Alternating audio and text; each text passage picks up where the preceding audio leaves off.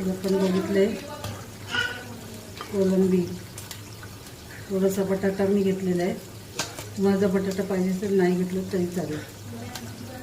कोलंबी केलेली आहे, ती कशी केली ते आता आपण बघणार आहोत. ती कशी वाटली, आवडली आपली रेसिपी तर आपल्या चॅनलला लाईक करायला विसरू नका. नमस्कार.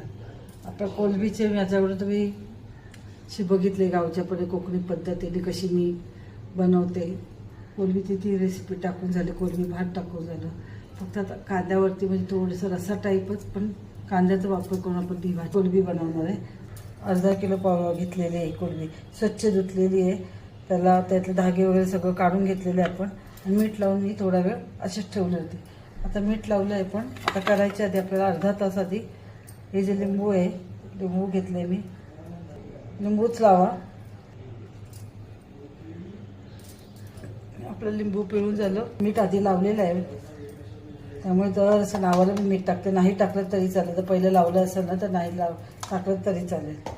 थोडीशी हळद, आठवणीतला मसाला,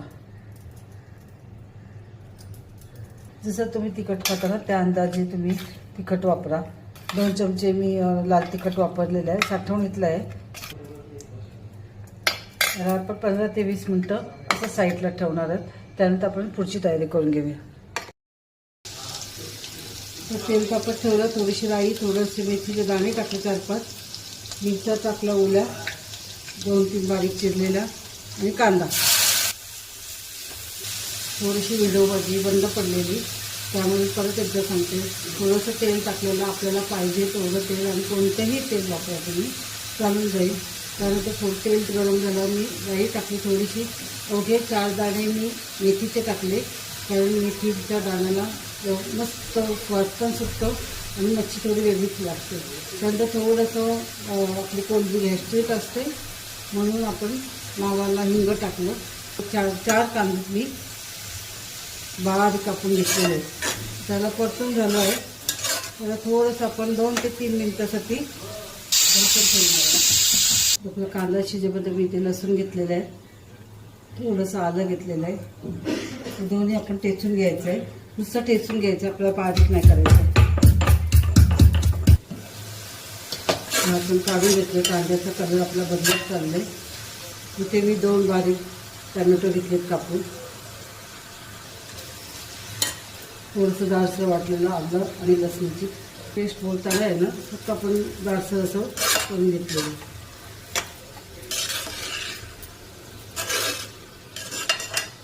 आलं, लसूण, कांदा आणि आपलं टॅमॅटो शिजलं पाहिजे म्हणून थोडंसं मीठ टाकणार आहे. आपण जेव्हा मी कोलंबी धुतली होती तेव्हा पण मीठ लावून ठेवलं होतं. त्यानंतर आपण मॅरिनेट केलं तेव्हासुद्धा आपण मीठ टाकलं. त्यामुळे मी थोडं नावाला मीठ टाकते, कारण आपल्याला थोडं गॅस वाढवायचं, थोडंसं परतून घेतलं तर गॅस मोठा ठेवायचा. टॅमॅटोचं आणि कांद्याचं जो पाणी असतं ते निघून पटकन जातं.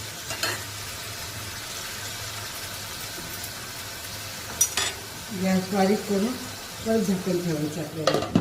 परत 2 ते 3 मिनटासाठी आपण असंच झाकण ठेवणार आहोत. कांद्याचा कलर बदलत गेला, कांदा आपला 75% पर्यंत शिजलेला आहे. तर ह्याच्यामध्ये आपण थोडे मसाले टाकून देऊ. थोडीशी हळद, 1 चमचा धनिया पावडर, साठवणीतला मसाला 1 चमचा,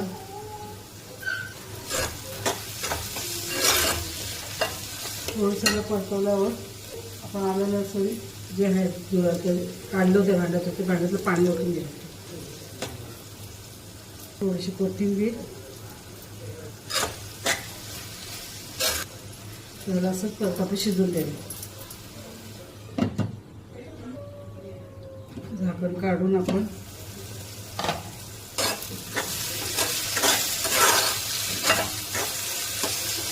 बटाटा टाकून घेणार, कारण कोलंबीपेक्षा बटाटा उशिरा शिजतो म्हणून आधी थोडा आपण बटाटा शिजवून घ्यायचा.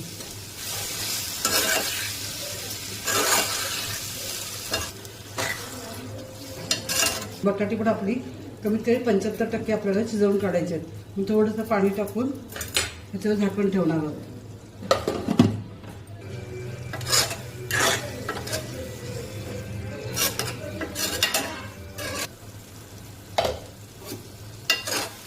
झाकण काढून बघूया. आता तरी शिजले. तेलही सगळ्या बाजून चारी बाजून तेलही मस्त सुटलेलं आहे. तर त्यामध्ये आपण लावलेली कोलंबी टाकून घेणार आहे.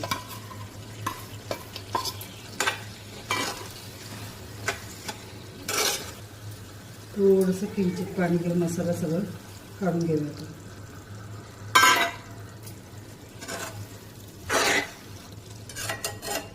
थोडंसं आपण वाफ देऊया.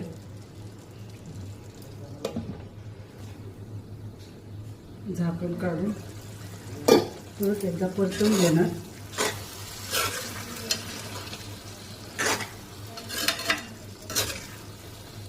एक चमचा इथे मी आगरी मसाला टाकते.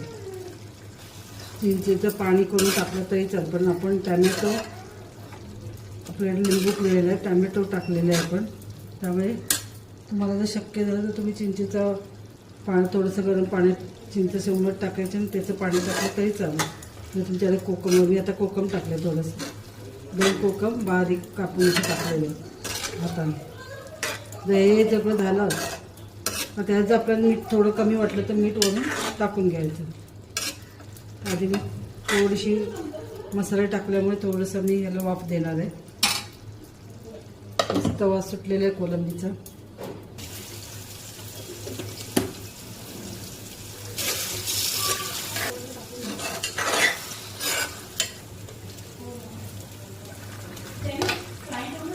आपली गरमागरम कोलंबी तयार आहे.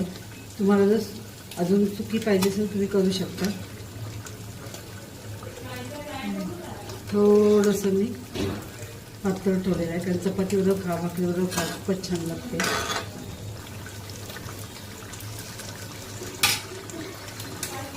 वरून मस्तपैकी कोथिंबीर टाका.